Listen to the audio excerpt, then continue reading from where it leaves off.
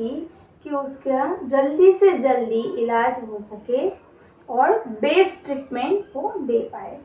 From that day he gave special attention to the case.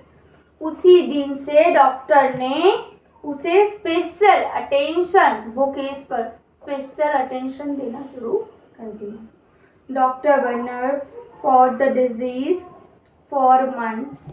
Eight last he was successful. Last में वो success हुए, मतलब वो lady अच्छे से पूरी तरह से ठीक हो गए।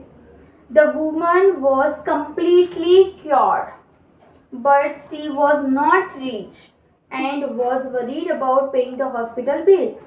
अभी वो रिच नहीं थी, पहले जैसे वो रिच थी वैसी इसकी कंडीशन अभी नहीं थी, तो उसे हॉस्पिटल का जो बिल पे करना पड़ेगा उसके बारे में वो वरीड है ना। उसे टेंशन हो रहा है कि मैं कैसे पे करूँगी, क्योंकि मेरे पास इतने मनी नहीं है। हम हॉस्पिटल जाते हैं तो हॉस्पिटल का बिल तो हमें पे करना पड़ता है, तो उसके बारे में वो टेंशन ले रही है, क्योंकि उसकी अच्छे से ट्रीटमेंट हो रही थी और अभी वो ठीक भी हो गई, तो वी हैव टू पे द बिल, है ना।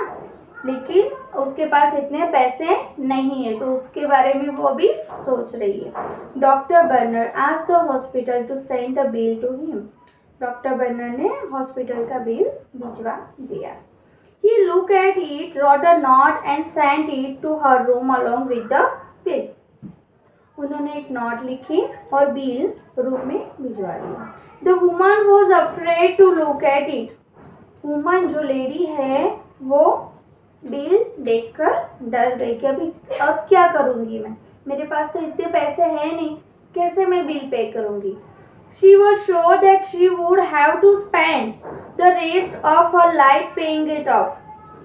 मतलब पूरी जिंदगी भी उसकी चली जाएगी फिर भी वो बिल पे नहीं कर पाएगी। उसे ऐसे फीलिंग होने लगी, वो डरने लगी, मन से वो टूटने लगी। बट व्हेन शी शो, किंतु उसने जैसे ही वो पर्ची देखी, जो बिल है वो देखा, her eyes filled with tears of happiness. उसकी आंखें खुशी से, खुशी के आंसू आते हैं ना, वैसे ही आंसू उसकी आंखों में आ गए।